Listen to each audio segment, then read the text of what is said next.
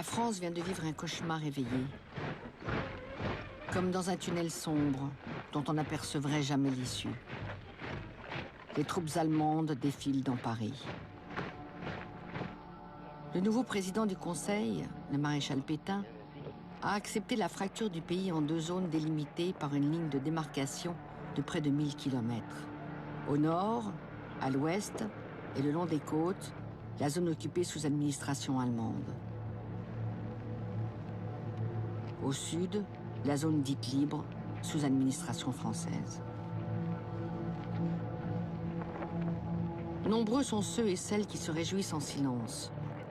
Les Français sont soulagés que la guerre s'arrête.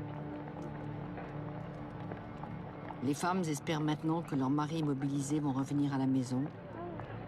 L'armistice, pour un très grand nombre, c'est d'abord l'horreur de la guerre et la perspective de la mort qui s'éloigne.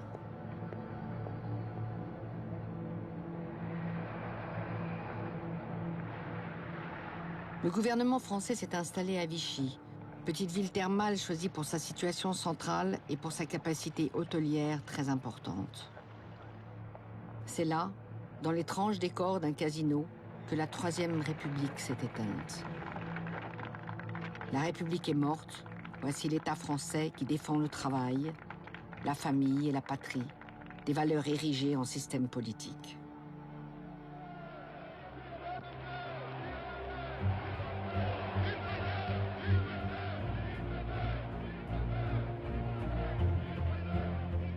La révolution nationale est en marche.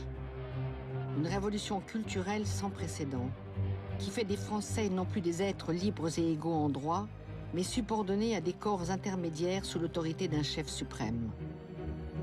L'exact opposé des idéaux de la Révolution française de 1789. Si la France s'est effondrée, c'est en raison de l'esprit de jouissance qu'aurait inculqué le Front populaire au pays. Pas suffisamment d'efforts, trop de laisser-aller. Les Français sont responsables de ce qui leur arrive, il leur revient d'expier leurs fautes.